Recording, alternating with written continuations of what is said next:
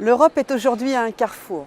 Face à la montée de l'extrême droite et des eurosceptiques, sa légitimité est contestée, parfois au plus haut niveau. Il est évident que le modèle de la construction européenne doit être repensé. Le 25 mars, nous allons célébrer les 60 ans du traité de Rome. Il est incontestable que l'Europe nous a beaucoup apporté à tous et au monde. C'est pourquoi il faut trouver le chemin pour la faire évoluer, pour qu'elle garde un rôle central en tenant compte des réalités du monde d'aujourd'hui. C'est l'exercice auquel s'est pliée la Commission en présentant son livre blanc sur l'avenir de l'Union européenne. 5 scénarios d'évolution possible de l'Europe, du plus minimaliste au plus fédéraliste. C'est un exercice intéressant, mais dangereux, car sans vision politique clairement affirmée. D'autant que, dans le même temps, les gouvernements représentés au Conseil ne se sont pas vraiment mis d'accord sur ces conclusions. Ceci alors que le Royaume-Uni s'apprête à formaliser sa sortie. Aimé Césaire disait « Une civilisation qui choisit de fermer les yeux à ses problèmes les plus cruciaux est une civilisation atteinte ». Trop de gouvernements ces derniers mois ont choisi de fermer les yeux devant les problèmes rencontrés par leurs citoyens et ont préféré faire diversion en les mettant sur le dos d'un bouc émissaire, l'Europe, les étrangers, les réfugiés et demain peut-être les démocrates.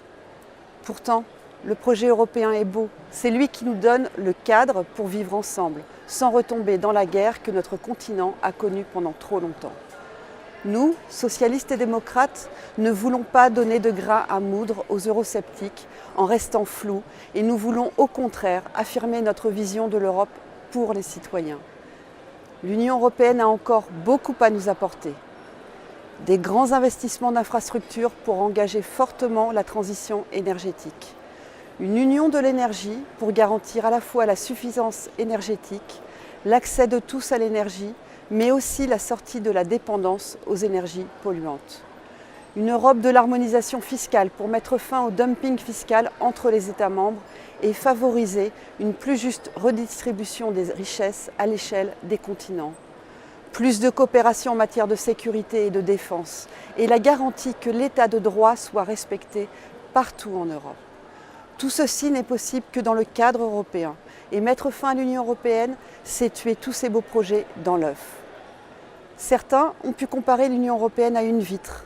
On ne la voit pas, pourtant elle nous protège des intempéries. Et si un jour elle se brisait, son absence serait terrible. Mais il serait alors trop tard.